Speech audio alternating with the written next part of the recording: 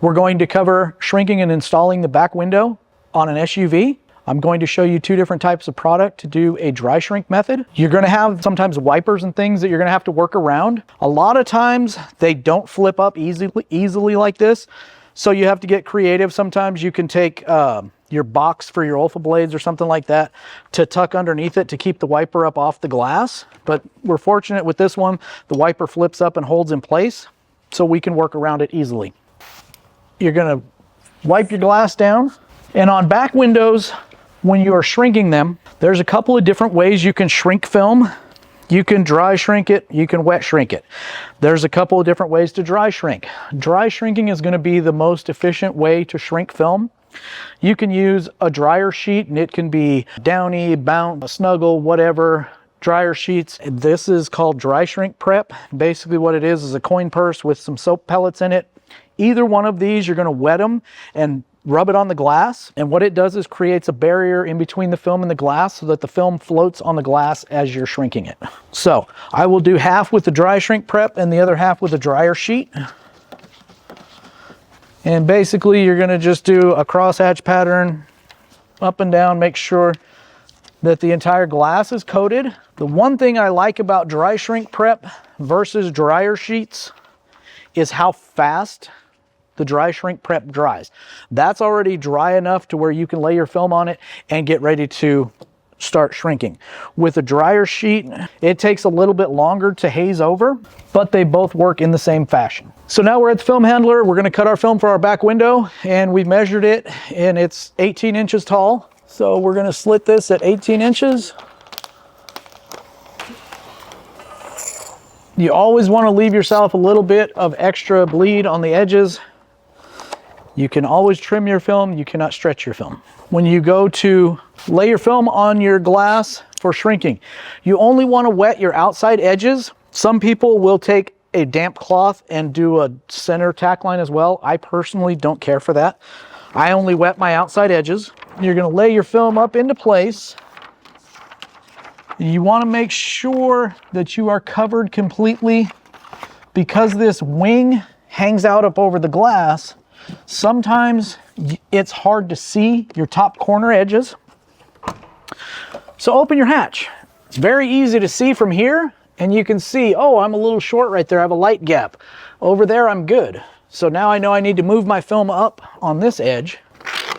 So I can slide my film up higher. So now I'm completely covered there, and I'm completely covered there, but check twice, just in case. Cool, I'm covered, I'm covered. So now you're going to do what's called an H pattern to hold your film down. Basically what you're going to do is a center tack line, and then you're going to trim around this wiper so that the film lays down, and you're going to trim your edge. And again, when you go to install this, you're going to final cut it right at the edge of the dots. But for now, you just want film to lay down on the glass. So you come in here, do a quick trim there and there to get your film out of your way. When your blade starts getting dull, it's not going to cut through the film. So always, always, always make sure you have a sharp blade, snap your blades, and always cut with a fresh blade. So now you're going to come in and you're going to complete your H pattern. You're going to squeegee down your sides up and down. Now you have all your fingers, your bubbles, whatever you want to refer to them as. And that's just kind of floating on top of the glass because it's dry, which makes shrinking really, really easy. Always loop your cord up over your shoulder so that you're not dragging it against the vehicle. And you're going to start at the top of your fingers and work your way across. You can break it up into quadrants. You can do top and bottom of the window. You can shrink one finger at a time. And you're going to blow heat evenly across the glass. And you'll notice the angle of my gun is blowing across the top of the film. It's not blowing directly down on it. You'll also notice I have not touched the film yet with a card. Let the heat do the work for you. Now you can come back with your hand and you can lay your film down. And again, I'm not getting all crazy, but you'll see I'm holding the heat gun fairly close to the film and just stair stepping it as I go along. Come back with your hand, lay all that down. with the SUVs and things that have the wings protruding out over the top edge of the glass, you need to be very careful not to burn the underneath portion of the wing, but you're going to do the same process. Back and forth, slow and steady. That is laid down and you can feel it. For those of you that are just starting out and it's hard to see with that shadow there, I'm going to show you something. Headlamps. Okay, so now I can take this and I can see better up underneath here. Okay, so don't ever be afraid to seek things out, use different methods, try different things. When you get ready to cut your back window, lighting again is very important because you want to be able to see the edges of your film. Even though this is only a 30% film, it's still fairly dark and hard to see the edges of your film. So lighting is very important. You're going to have few clicks out on your blade, and you want to get at different angles so that you can see properly, because even with good lighting in there, the lighting in your shop can sometimes create weird angles or weird shadows and makes it hard to see the edge of where you're cutting. And you'll notice how I stopped and restarted from a different angle, because if I would have tried to come through at that angle, I would have had to tilt up and I'd have been cutting with the tip of my blade, which you do not want to do.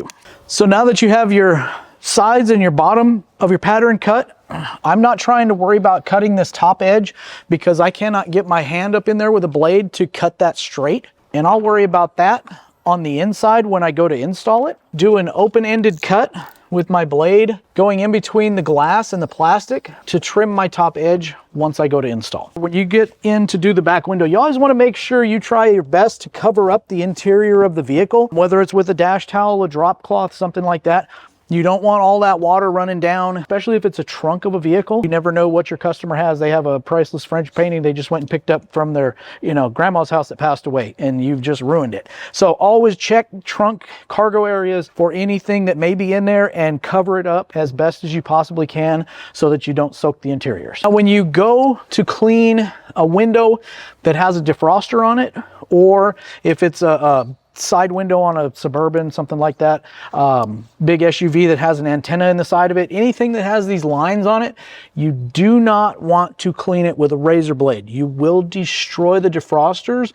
If you try to scrape them, you're going to nick those traces off the glass, and the defroster or the antenna will not work anymore. So do not ever use a razor blade to clean back windows. This is just a basic scrub pad out of my kitchen. My wife hates me because she can never find them when she goes to do dishes, but you're going to wet your glass and you're going to take your scrub pad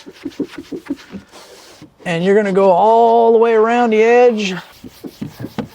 Clay is a very, very good thing to use on defrosters, back windows. So, and this is not a magic trick. This is just a brand new piece of clay. It's nice, it's clean. Is come along and scrub these defrost lines, and you will be amazed at the amount of contamination that comes off of these defrost lines. And this is a fairly new car. See how dirty that clay is now? And I just cleaned one little section of that window. It can be the difference between a really good tint job and a good tint job. All those contaminants that you pull off this glass, off these defrosters, is gonna be what sets you apart from your competition. So now you're gonna come through and you're gonna squeegee the glass off.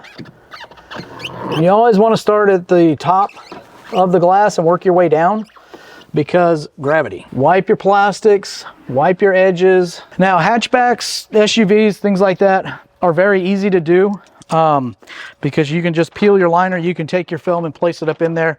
If it's a sedan, there are different methods, but for this particular vehicle today, we're going to just wet both sides of the film, peel the liner, lightly mist the glass, set it up into place. Now, when you go to install, you want to squeegee the same way that you shrank. That doesn't mean you need to remember which corner or which edge you started in. It just means you need to duplicate the same exact things. You want to do your H pattern and then take everything up and down. You don't want to squeegee everything side to side because film has a memory to it. And I see a lot of tinters online that just squeegee everything straight to the sides, and you're taking tensions and placing them where you did not shrink and did not alleviate tension. Always, always, always install the way that you shrank.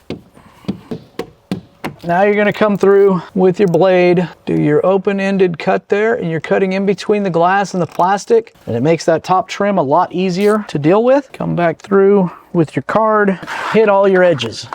Wipe all the interior down. On SUVs with those wings, you're gonna have a little section that didn't quite get shrunk all the way. Very, very cautious. Start well above where your bubble, your finger is that you need to shrink. Start well above it and work your way into the finger to avoid burning plastics and things like that. Easy peasy lemon squeezy.